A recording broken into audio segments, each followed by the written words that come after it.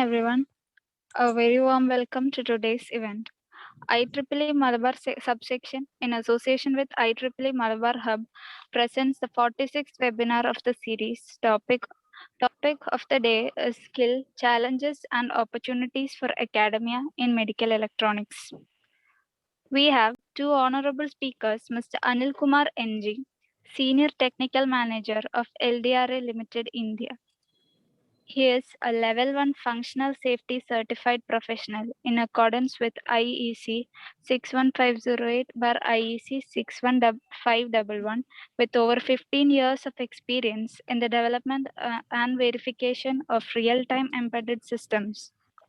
He has guided customers at various phases of the software development lifecycle and helped them achieve compliance to various safety critical industry specific standards and guidelines, and has helped them achieve object code verification on various target platforms involving complex development.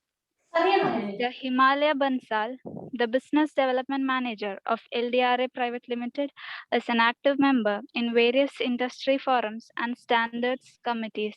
He holds a Bachelor of Engineering and Avionics from the Aeronautical Society of India and an MBA in Marketing from Sikkim Manipal University. I hope this webinar would give an abstract on emerging technology trends in medical electronics and discuss software safety and security standards for medical devices. With great pleasure, I invite Mr. Himalaya to start with the sessions. Yeah, hi, good evening to all of you. And just a quick check before I start. My voice is audible and the screen is visible to all of you. Am I right? Yes, sir. Okay, thank you, ma'am, for the confirmation. So as madam mentioned, this webinar is about skill challenges and opportunities for academia in medical electronics, right? And where I and Anil are going to explain these aspects. Let us deep dive on that. Not really going into the introduction because madam has explained, but just a quick line of thought that Anil has spent a lot of time in IEC 61508 standard, and the medical standard, which is IEC 62304, is derived out of this. So in a nutshell, he has spent a lot of time in functional safety, security aspects, working with the real-time operating systems, your device drivers, and all. So he bring a right set of software experience wherein I work on the industry trends and various other aspects of the medical industry. Before we begin, just a quick introduction about LDRA. I request all the participants to please mute so that the proceedings don't get disturbed. Uh, a quick introduction from the LDRA. LDRA was established in 1975, a pretty old company, and we are very strong in the area what we do. So these are the five business verticals where we work primarily. And what we do is we make sure that the software which drives the functionality of these systems is safe and secure. Okay, so we make sure that the safety critical systems around us, let it be the airbag of a car or the anti-collision system of the railways electronics, they work in a safe and secure way. And with this note, walking you through with the agenda of the day. First, we will talk about the technology trends for the medical electronics and software. Followed with, we will discuss about the regulation standards, guidelines, which basically helps the academia as well as the researchers to make sure that the medical devices, the prototypes that they develop in the colleges or the professionals are safe and secure. And further deep dive into the software considerations, which helps in the area of safety and security of the medical device. And at the end, we will discuss about some of the skill challenges and what really academia can do to bring a change in the industry. Okay, to bring to really make sure that we have the safe and secure medical devices upon which India can trust. So from the industry trends point of view, We all have seen the COVID-19 pandemic, right, where the country is struggling, and we have the case second wave is there and the cases are on surge, but we have a limited hospitals, right? So how do we manage the situation? That's where I'm not saying only in India perspective, but globally telemedicine is really picking up. It helps to avoid a physical contact with the doctors and the medical professionals, and at the same time with the wearable devices, the doctors are also able to access the real time information of a patient. For example, what is the SpO2 level, what is the BP parameter, what is my diabetes sugar level, and all those parameters are trackable with that. And the integration in the matured markets, the integration with the Google Fit or your Apple Health Kit and Mi Fit and all those wearable devices, it really helps. And along with the integration with your personal health records. Further, if I talk about AI against COVID-19, so primarily there are 4 or 5 aspects which I want to touch base here. For instance, number one, you have a large gathering and you want to track out that who is not wearing mask. It is quite possible, and AI is playing a very important role here. Second could be a CT scan analysis. A person who has the COVID, right? First it impacts the there is pneumonia symptoms in the lungs. We do CT scans, but how to analyze CT scans properly? AI can play a very important role. And some other factors are, for instance, like early pandemic detection, vaccine development, thermal scanning, and all those areas. The third one, Internet of Medical Things. Overall, if I say so, IoT market, I'm not giving you a exact figure, but in a nutshell, it's close to 6.2 trillion US dollar market by 2025. And based on the research and various papers study, I could say that 30% of that IoT market is dominated by the healthcare industry.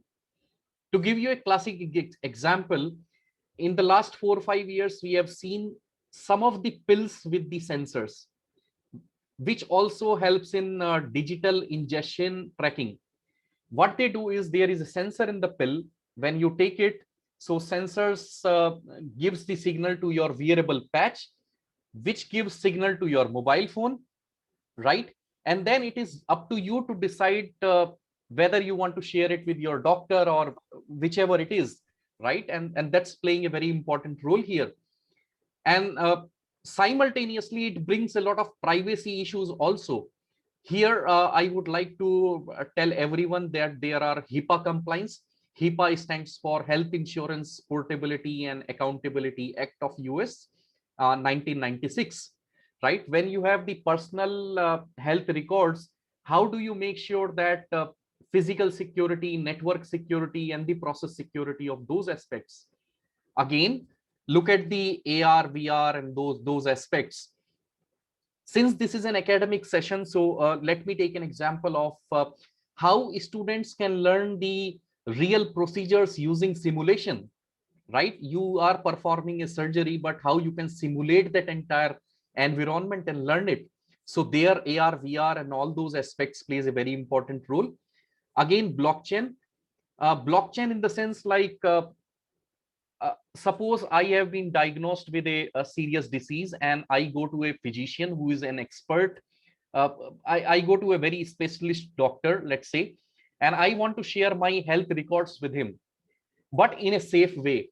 So safe way, safe accessing of the health records using the public private keys and sharing with many people. Blockchain can play a very important role here. And we have seen a classic example of IBM Watson Health, where they have the digital health pass. It was very recently implemented in 2020, where they can check the health status of the employees. You can Google it out, IBM Watson Health. I think it was in October 2020. Okay. And the last one here, AI in healthcare. Again, all these scenarios, AI is playing a very important role here. Okay. And as I said, you have the personal health records, you want to share it with somebody. Sharing with somebody means it is linked with your insurance plans and many other things. Security plays a very, very important role. In the coming slides, I'll give you one example where, the attackers, or I would say security researchers, could really get access to your medical device and they can do miracles. Wearable devices are there, IoMT, Internet of Medical Things are there, robotics. One classic example is oncology department, where you can do the targeted radiation, right? There is a particular piece of your body which is infected, so you can do the very targeted radiation of that. You can print the 3D organs, right? And genomic medicine and your computer vision, which is nothing but a way to help ensure diagnoses are very accurate. And it helps to detect if there is a tumor in the CT scan. Just an example, okay? Cyber security, I have already said, and the associated challenges with connectivity. And when you want to perform the robotic surgery, so you need a very fast connectivity. So 5G plays a very, very important role there, helps to make sure that the entire procedure and surgery is very, very accurate. Okay, and virtual reality, of course, yes. So with these trends in place, what are the top 5 things? What we see is, number one, remote medicine is gaining momentum. When I say remote medicine, it is not only the medicines, the pills what we take, or the online prescription like Practo, and all those apps are very popular in India. But I am also referring to the wearable devices, right, where doctors are able to have the access to your personal records, like what is your blood pressure, what is your SpO2 level, and all those things. Recently, in fact, in India, we have observed the emergency use authorization of Sputnik vaccine, right? And it's becoming very, very popular in many countries. Same way, the wearables are taking a lot of shape in India. This market is definitely going to grow. And mergers and acquisitions, yes, it will definitely be on the rise due to COVID pandemic. Let's see how it grows. Another example is drug device combination. If I take one example, say tuberculosis, right? In tuberculosis, everybody knows that there are 28 set of medicines are there. 28 medicines means if you want to take 4 or 5 medicines, so a combination of say 24,000. Out of those 24,000 combinations, which one suits me or a particular patient? Pretty hard to detect, right? So AI plays a very, very important role here to make sure to help you detect the exact drug device combination which will suit you. And imagine if it is 28 medicines, it's going to be 24,000. But if 1 or 2 medicine gets added for tuberculosis treatment, then you have 32,000 possible conditions, right? The preventive and protective healthcare, self-care, right? It's all taking shape in the Sir, I request everyone to be please on mute so that the proceedings don't get disturbed. Mobile charge. Mobile charge. Let me do a quick check. I request everyone to be please on mute. So software obesity, take an example of a person, right? Obesity is very popular in India. So due to obesity, I'm not saying there are various research, diabetes, high blood pressure, all those are a result of morbid obesity, right? So same way, if your software is obese, that means if your software size is big, chances are very high it will become complex. These are the software diseases which may happen. Your software may get diabetes. What I meant is a software can become more complex. It may become it may land you into a situation where you are not able to test, you are not able to maintain the software. In fact, I personally, I along with Anil and a team of researchers in LDRA have done the analysis of last 20 years FDA data. What we have done is we have gone through the FDA website, tried to check out how many devices are recalled, class 1, okay? And then we tried to go each and every device, why it was recalled.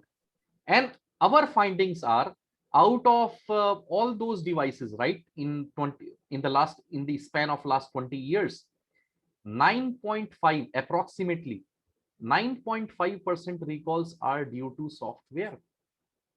And we say that software is the most ignored subject in the medical device.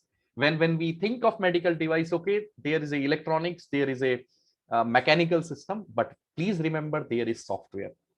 And if we don't take care of software properly, it may become complex. It may have safety and security problems. In fact, somebody could hack your software and do a lot of things. Somebody can take access to your personal records and manipulate the insurance cost and do miracles. One of the example, please remember, this is a security example. Okay, an unauthorized person, what he can do is, uh, let's go this way, right? A person is having diabetes, so what he do is, he has a insulin pump attached to his body, right? Based on the insulin level, based on the sugar level, a particular amount of insulin gets injected in his body, right?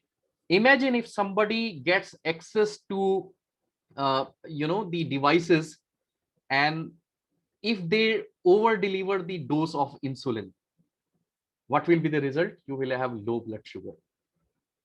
And what if the insulin is not getting injected? You may have high blood pressure, high blood sugar, right? So all those conditions may have very serious impact on the health of a person. In fact, a person may die. And here the researchers have actually proven that this is possible. So what is the result outcome? We need to make sure that we give importance to software, and software should be safe and secure. Another example. So what is the role of, I'm talking in a very layman term, what is the role of a heart? Heart pumps the blood through inside your body. Okay, suppose if heart is not able to pump the blood inside the body, what we have to do is put some mechanical instrument in, and let's do this activity with the assist of some medical devices, right? Where we call left ventricular assist system. So that's a mechanical thing, right, which pumps the body, but it's a controller for that. So in this situation, what happened is, if there are alarms or the device is malfunctioning, in those scenarios, you need to change this controller, right? So this process has to be very quick. But when patients were doing it at their home, not at the hospitals, there were some issues, and to change the drive lines and many other things. And due to this, close to 70 incidents were reported, 19 people serious injury, and 26 deaths have happened just because of medical device. Again, with these examples, what I am trying to say you here is, we need to make sure that these medical devices should be dependable. Dependable means it should be secure, so that somebody does not inject extra insulin or stop the insulin delivery, right, intentionally. Security.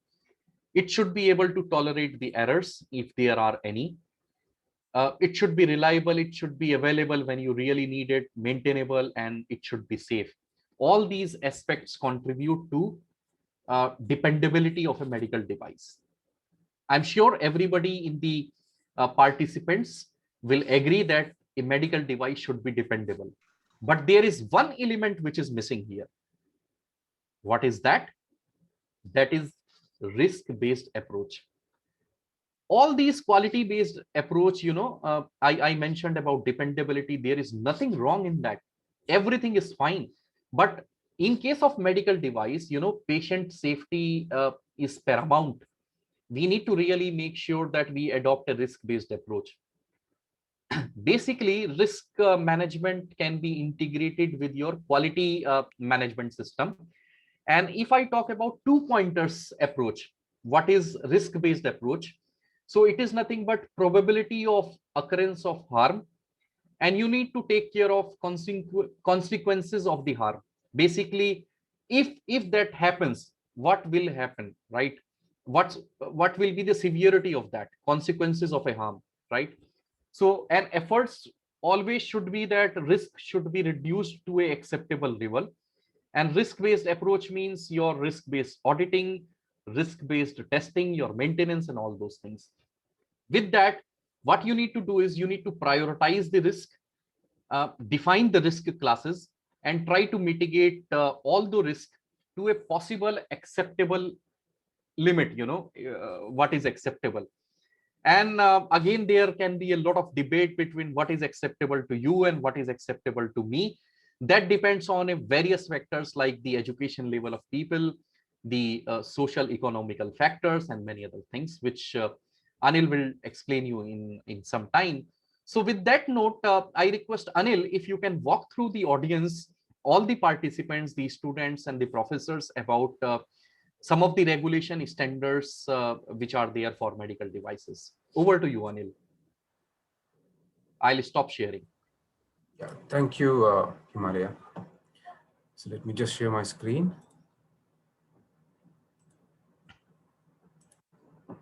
I hope the presentation is visible to all. Anil, it is visible, but not in the presentation mode.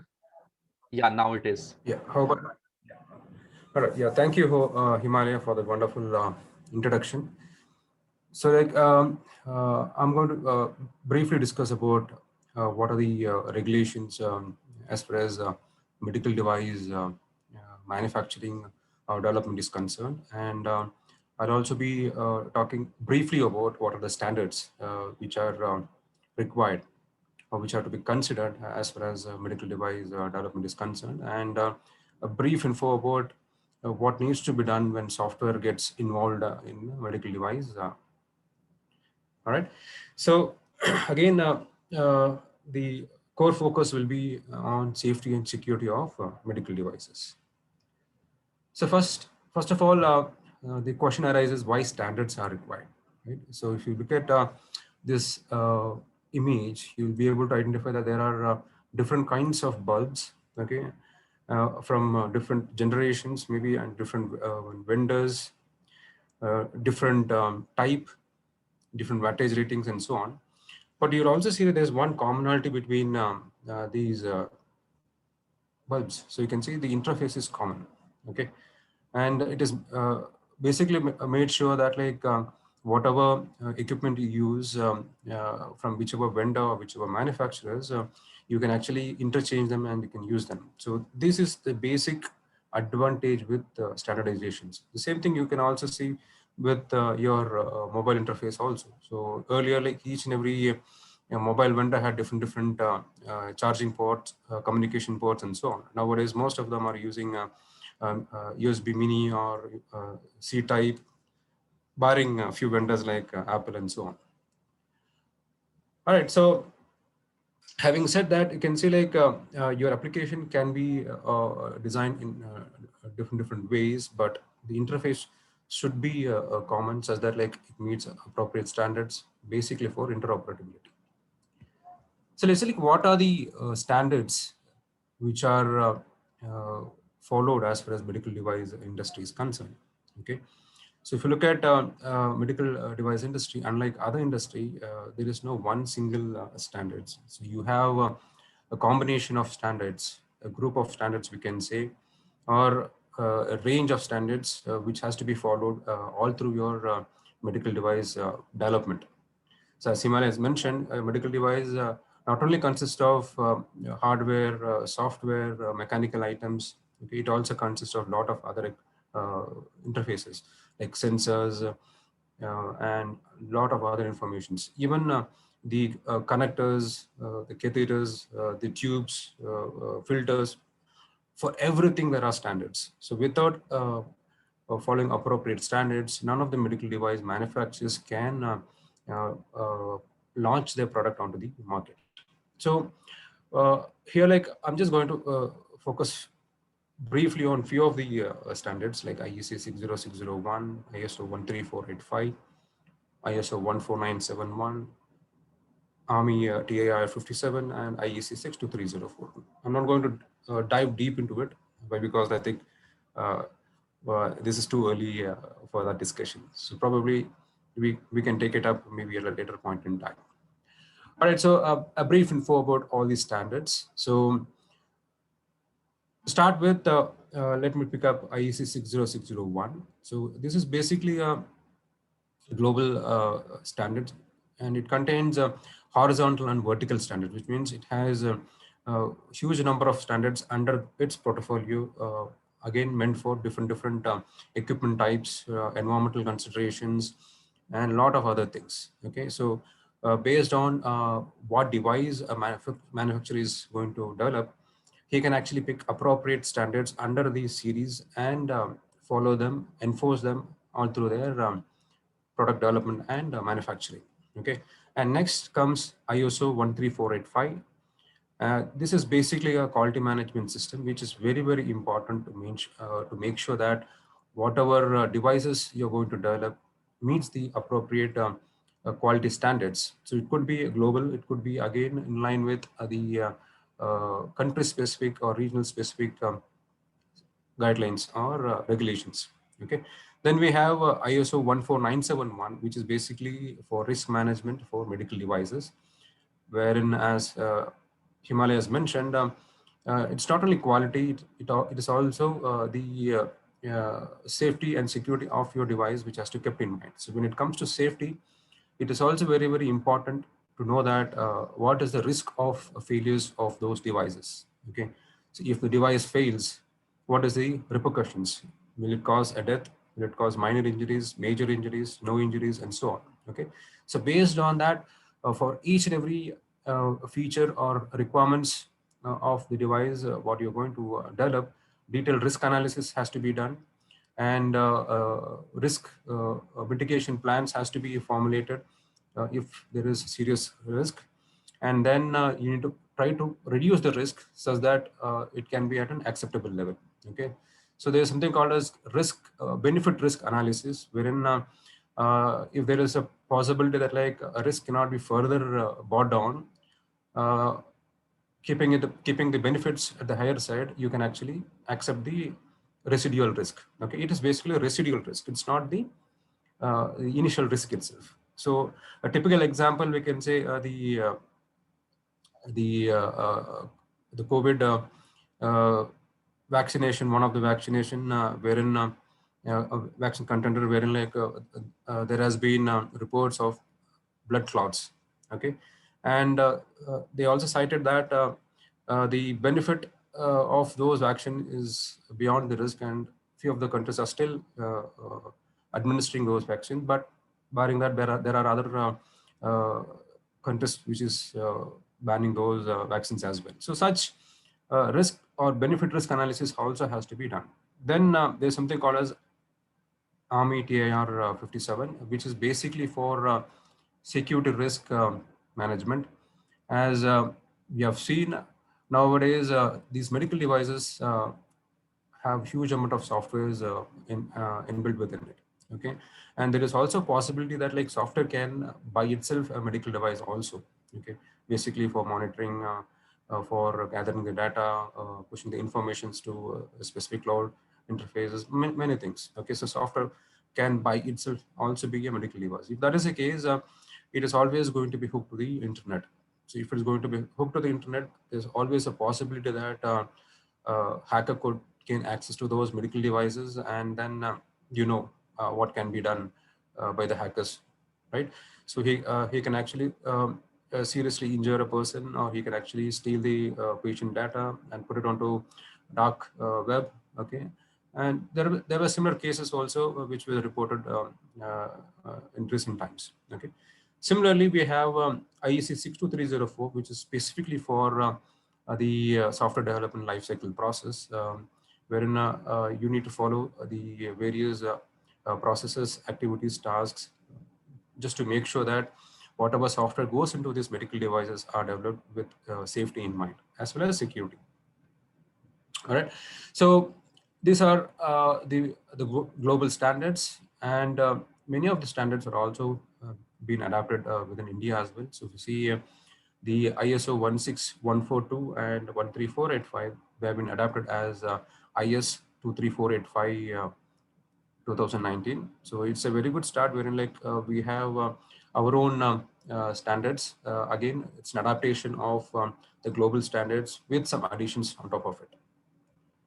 Then coming to the cybersecurity guidelines, FDA from US, they have uh, published a lot of guidelines, and there are a lot of resources which they have published, which can be used by the medical device manufacturers just to make sure that whatever software they are developing can be developed with security in mind, making sure that like those devices may not be easily hackable to protect the patient as well as the patient data and so on.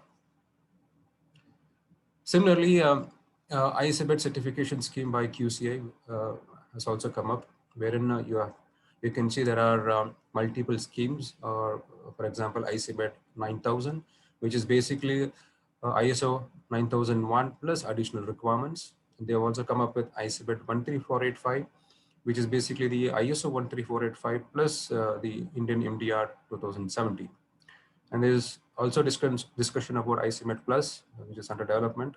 Okay, so the MDR 2017 also refers to the software which goes into medical device. The section 5.8.1 and 5.8.2 specifically discuss what has to be taken into consideration while developing software as well as while testing those softwares. All right, so let's move now to discuss about what are the key software considerations to ensure medical device is safe and secure.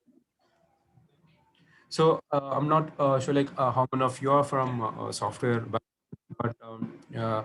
nowadays like most of them are tech savvy and they know what kind of a software goes into specific devices. Why? Because we are all hooked to the internet. We are all using smart.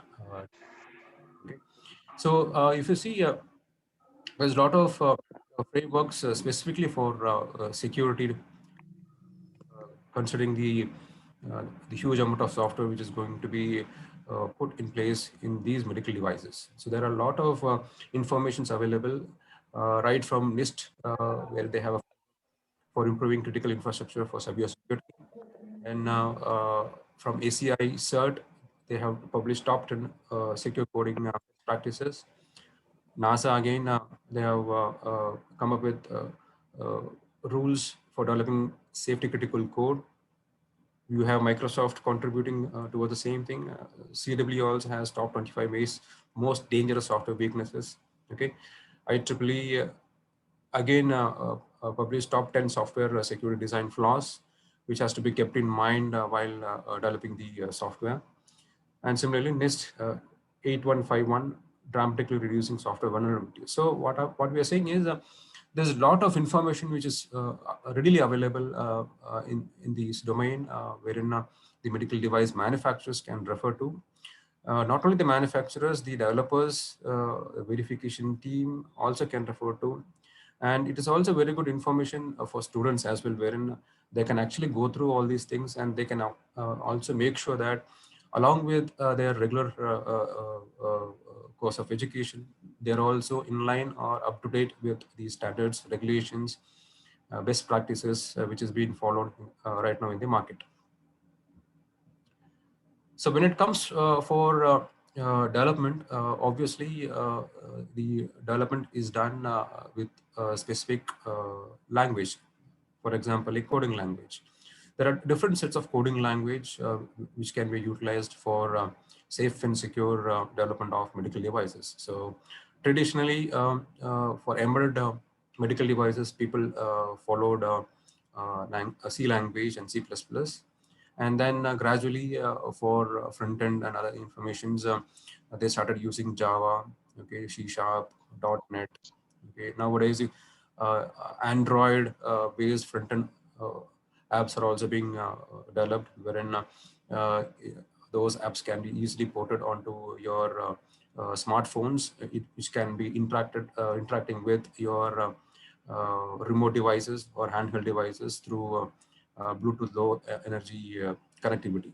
Okay, many of us are using similar technologies right now. The same with high security and high range and more safety features is being utilized by the medical practitioners as well.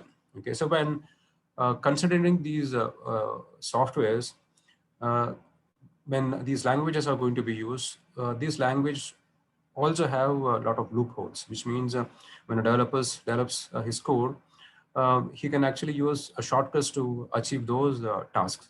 So while using those shortcuts, there is also a tendency to introduce bugs unknowingly into the system. Okay, so the very important factor as far as software during development is to make sure that like these bugs are identified right at early phase, and those bugs need to be corrected, fixed, such that those bugs don't propagate to your production systems. Okay, so to do that, there is a lot of coding standard which is available, which includes MISRA, CERT, CWE. For C, C++, for Java, you have CERT, CWE. Okay, for C++, you do have JSF++. Similarly, for other languages also, there are different coding standards, so which has to be kept in mind while developing the source code for medical industry. So when you follow the appropriate coding standards, you can ensure that like your application is both secure as well as safe. And nowadays, security can also have implication on safety. So that is the reason both has to be considered during the software development. So with this, like I'll pass the ball to Himalaya, where he's going to discuss more about skills and challenges in academia, as well as what are the opportunities again available in academia, specifically with respect to medical domain. All right. So over to you, Himalaya. Thank you. Sure. Thank you, Anil. Maybe if you can. So let me stop sharing. Yes. Yes. Yes. Thanks. And okay. Maybe Anil, if you can help me to do just a quick check if my presentation is visible and I am audible. Yeah. Yeah.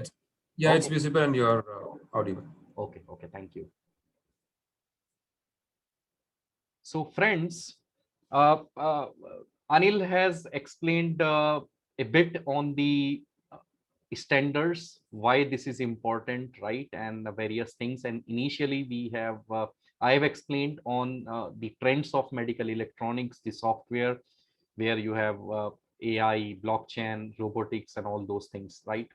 Now in this particular next 10-15 minutes, I will walk you through with some of the skill challenges and the opportunities for academia, right, based on our experience. And why I thought that, you know, I should share it, and thanks to IEEE Malabar section to provide us this opportunity, because you know, I have spent a lot of time of my career in the LDRA Academic Alliance program, discussing with the biomedical engineering department of multiple colleges, right? So I can share my perspective on the skill challenges and opportunities. Let me share that. Number one, which is very, very important aspects. I have personally gone through the Skill Development Council, and you know, they have a lot of job roles defined. So one of the observation what I feel is that these kind of job roles, let's say you have a CT scan machines, you definitely need an operator to operate that, right? There is a lot of requirement in India for technicians, operators, and you know, the coordinators and assistants. All that is fine, but these are the low skills job. I agree, and wherein high skills jobs are, for example, the person who designed that CT scan machine, a person who is really manufacturing it, right? Somebody, Anil mentioned a lot about the ICMED scheme, and you know, a lot of ISO standards like IEC 62304 and ISO 14971, ISO 13485, coding standards, coding guidelines like MISRA and CERT. So somebody who will take care of regulatory affairs, the software and the system architects, the safety auditors, right? Those I classify as high skills job. these jobs definitely it will be less in numbers, and wherein the low skills job will be high in volume, because we need thousands of technical operators, right? Thousand, in the range of 10,000s, in the range of lakhs, right? These, but the scenario is these low skills jobs are coming down and high skills jobs are going up. Why low skills jobs are going down? Because anything which is repetitive in nature will be automated. That's not what I am saying, that's what industry is saying. So we need to really see where do we want to see India after 5, 10 or 15 years. It's a wonderful platform because a lot of students and the faculties are there. The ball is in our court. Whether we want to continue focusing on the very low hanging jobs like the technicians and the operators, I am not denying that we definitely need that, but at the same time have a balance approach where we focus on the high end jobs also, like the designers, the developers of the medical devices, the product architects, the people who will take care of the regulatory affairs. Extremely important. And more important is the people who will be writing those standards. Why every time the global nations will only write these standards? We in India can also take forward a step to contribute towards the standard development for the national growth as far as medical devices is concerned. Second thing, I have gone to multiple colleges, and in the last year of the engineering degree, we have multiple departments like computer sciences there, you have ECE, EEE, IT, software engineering, mechanical, all that. But what is a medical device? Sir, medical device will go to biomedical engineering department. Fine. Who should do the research for that? Biomedical engineering department. I disagree with that. A medical device is a combination of your electronics. That means those department with E's, ECE, EEE, right? EIE, electronics and instrumentation, all that you should be there. A mechanical device also has a medical device also has a mechanical component. We should have mechanical, but guys, it also has a software. So CSC and software engineering department all has to be there. So in the final semester or the last year of your engineering degrees, whenever you are doing projects, why not one or two people, one or two student from every department comes together and do a interdisciplinary project for medical devices? I leave the thought here, a open thought. You can discuss with your faculty members, head of the department in the colleges, and take it forward. Second thing, biomedical engineering, some of the universities are really doing good in India, no doubt about that, but they should lead an example. What I mean is the tier 2, tier 3 engineering colleges and any other college who is offering a course in the medical electronics, they should also teach standards and regulations, but it should be a part of the curriculum. So I really recommend all the professors and the research scholars who are attending this, please discuss with your whosoever is the in charge of the syllabus or curriculum design in your college to integrate these standards and regulation as a part of syllabus. But don't wait for that. I'm sure many students are attending this. Let me give you one example. Anil has mentioned that IEEE has defined top 10 software security design flaws. Don't wait for college to implement it in the syllabus. It is, all these resources are, to my knowledge, free of cost. Please visit them, go through with them that what are really those 10 security design flows most important. And let us ensure that we don't implement, we don't architect these design flows in our projects. Same goes with top 10 secure coding best practices like defense in depth, you have input validation, and many other practices are there. What we need to make sure is that whenever we are designing a medical device, we need to make sure that all these best practices are implemented. But a person will say in college, sir, we don't design a medical device. Fine. But what I am saying is the final year project of medical device, what you make, there make sure that we don't have the design flaws, we don't have the security vulnerabilities, and we always follow the secure coding best practices.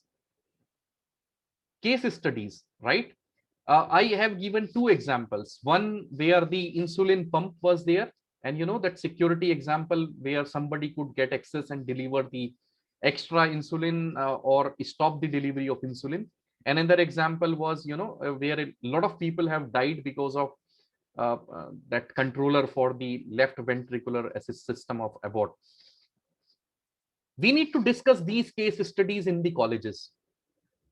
Form a group of 5 students or a whatever you feel is more appropriate. Discuss, okay, this medical devices was recalled. Fine. Why it was recalled? What steps company have taken to address that recall? Right? What is the learning of this recall? And make sure that we write maybe 1 or 2 pages and publish in our LinkedIn profile. It will give you a lot of credibility. It will also capture the attention of recruiters. It will help you a lot. Another, this thing, wherever I go in the academic forum, I always say this. Once upon a time, I was going to rural part of Uttar Pradesh. A railway station was there. I was in the platform.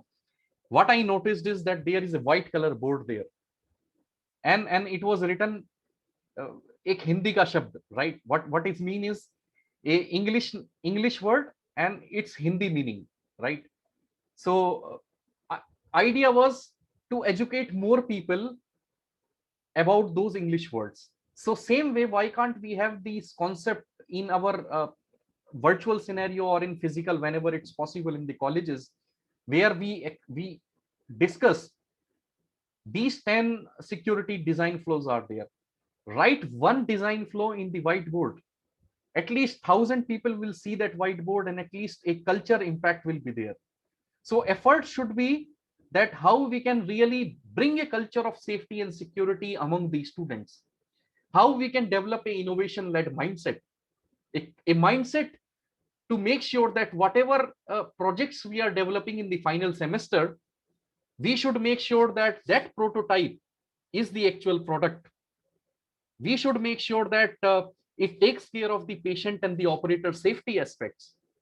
Not like, sir, it is the academic project. How does it matter? It matters because whatever we learn in the academic, that will become our habits. And it's always good to develop, to cultivate right habits at the right time with the right mindset. So with that note, my conclusion is that number one, focus on the high skills job. We should add standards regulation in the syllabus. Fine. And safety and security, all that needs to be focused throughout the software design life cycle, development life cycle. So look at the design flows, the security vulnerabilities, all those things what Anil mentioned, right? And we need to develop a very good medical device. Sir, tell me, what is the standard? The answer is no one can tell you any single standard. It's a multiple standards. For quality, you have a different standard. For safety, you have different. For security, you have different. For risk management, you have different. So a good medical device, good means a trustable medical device, can be built with a collection of multiple standards, the outcome of that. So in LDRA, we have been helping a lot of colleges to set up center of excellence and helping the colleges.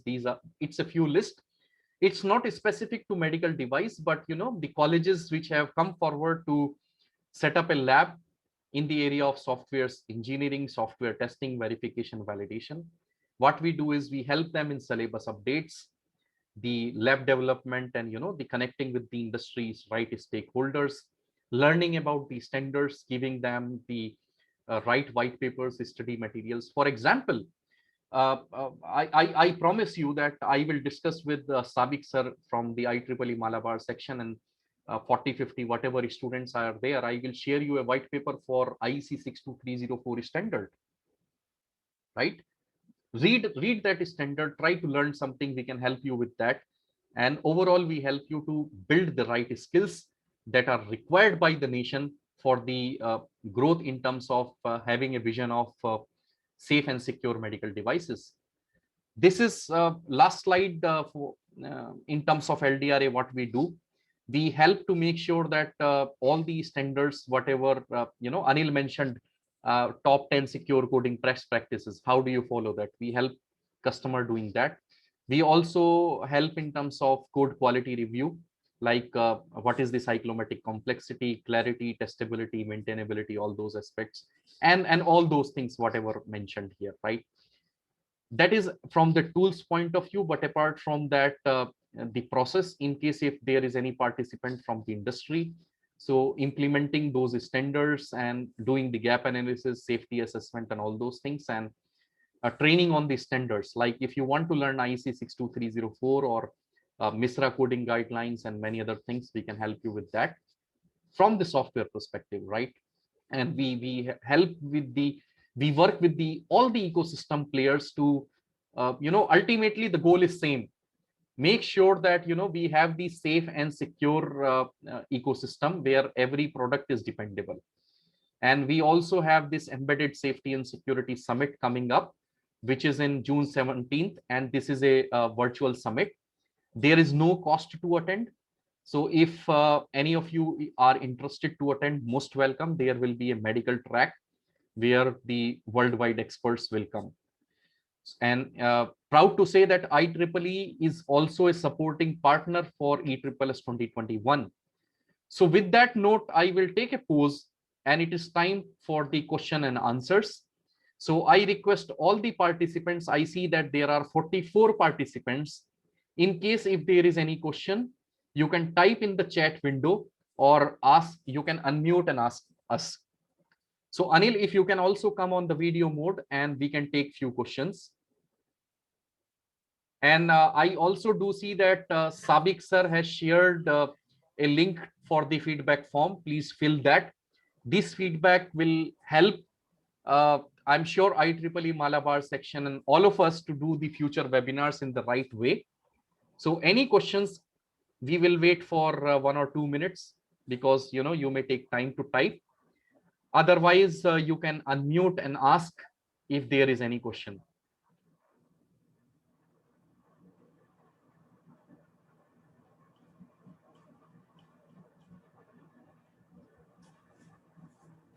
Students and the researchers, this is the right time, to ask and clear your doubts. If you have any, you have a golden opportunity.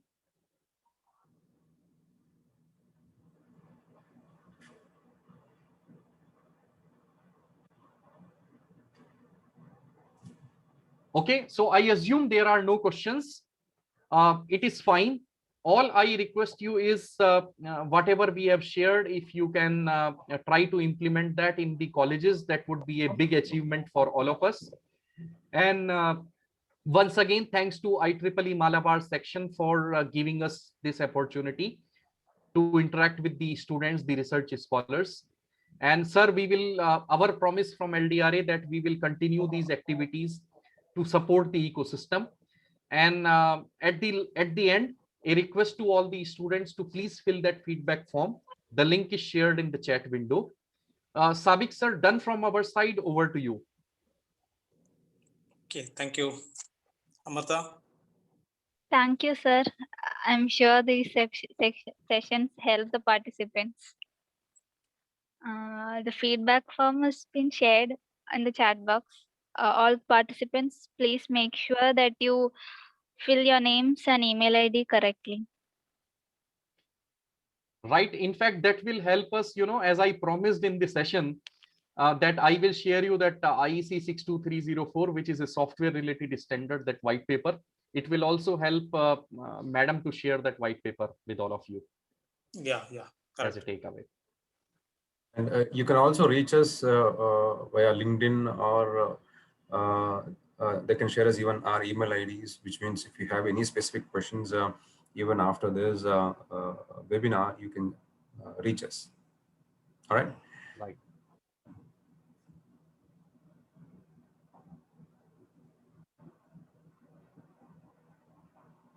Thank you, Jayashri ma'am, for your feedback. Thank you. I could see that in the chat window. All right. Yeah. Thank you. Thanks a lot. Have a nice evening.